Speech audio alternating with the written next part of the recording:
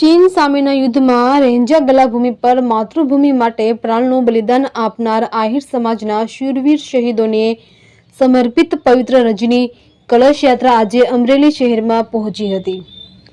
આહિર રેજિમેન્ટની માંગ સાથે સમગ્ર દેશમાં પરિભ્રમણ કરતી આ કળશ યાત્રાનું અમરેલી પ્રવેશે સમયે ભવ્ય સ્વાગત કરવામાં આવ્યું હતું। બપોરે 2 વાગ્યે ઈશ્વરિયા બસ સ્ટેન્ડ લાઠી રોડથી શરૂઆત કરેલી આ યાત્રા શહેરના મુખ્ય માર્ગોમાંથી બિરાજમાન શોભાયાત્રા સ્વરૂપે આગળ વધી સમગ્ર જિલ્લામાંથી આહિર સમાજના લોકો પરિવાર સાથે પરંપરાગત પહેરવેશમાં ઉત્સાહપૂર્વક જોડાયા હતા। યુવાનોના ચિસ્તબંધ દળો, ધ્વજ સાથેના જથ્થાઓ અને વડીલોનું આયોજન એટલું પ્રભાવશાળી રહ્યું કે આયોજકોના જણાવ્યા મુજબ આ 142મી કળશ યાત્રા અત્યાર સુધીની શ્રેષ્ઠ રેલી સાબિત થઈ।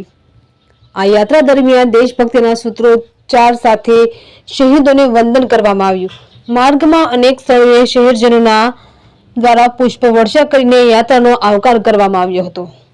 આહિર સમાજના આગેવાનોના જણાવ્યા મુજબ આહિર યુવાનોની ચિસ્ત અને વડીલોનું અનુશાસન સમગ્ર ભારત માટે દાખલારૂપ બનશે।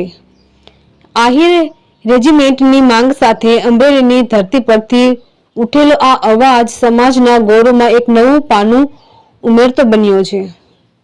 રિપોર્ટર મૌલિક દોશી, અમરેલી।